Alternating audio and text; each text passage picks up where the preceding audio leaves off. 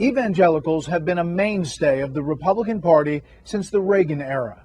Any serious desertion could be disastrous for the party. But there are signs of unhappiness. What will that mean for the election? This may be the last opportunity we're going to have as a nation. People understand that the challenges facing this country today are extraordinary, that we are in crisis, and it is now or never.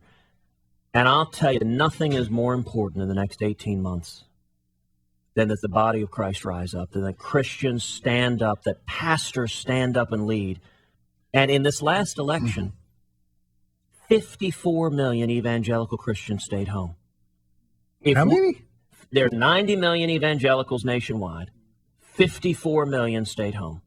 Many of those not even registered. That's exactly right. If we can simply bring Christians to the polls, is it any wonder we have the government we have the leaders we have, if believers stay home and leave electing our leaders to unbelievers? We get exactly what we deserve, and nothing is more important than having people of faith stand up and just vote our values, vote biblical values. And that's how we turn the country. Dinesh D'Souza, it's good to have you on our program, Dinesh. Thank you. I know that people in voting season often don't know how to vote. And this idea of voting is so important. It's a right that we have as Christians. How does a Christian enter into the voting booth appropriately?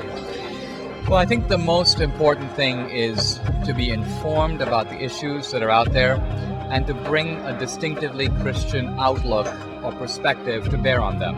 Now, the Christian outlook is at the level of spirituality. It doesn't tell you what to think about America's role in the world, about free markets. But on the other hand, Christian principles need to be applied in addressing those questions. And Christianity historically has some powerful resources to do that. The idea of the just war, what makes, for example, a war just, or the biblical principles of the fair wage, of property rights. The Bible, I believe, is not just a religious book. It has a lot to say about war and peace, about human nature, about politics, about markets, about the way society should be organized. So I think as Christians we need applied Christianity. So not just a Christianity that's insulated from culture, but a Christianity that is in the world, making sense of it. And let's elect men and women to office who will lead this nation back to really being one nation under God. That can truthfully say once again, in God we trust. I think the government's doing a pretty lousy job.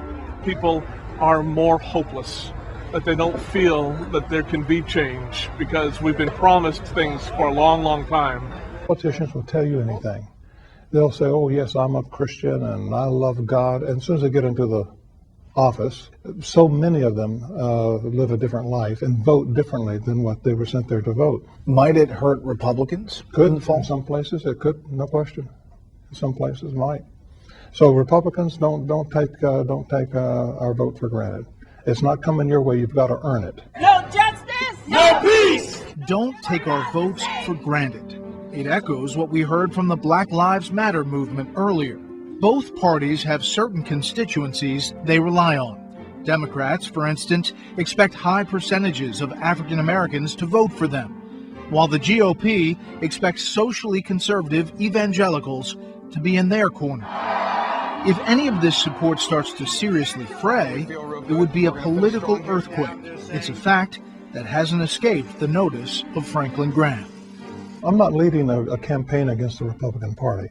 I have resigned from the Republican Party because I can't stand on all 50 state capitol steps and lead a prayer rally for this nation and asking people to consider who they vote for without people thinking, well, he's really doing this for the Republican Party.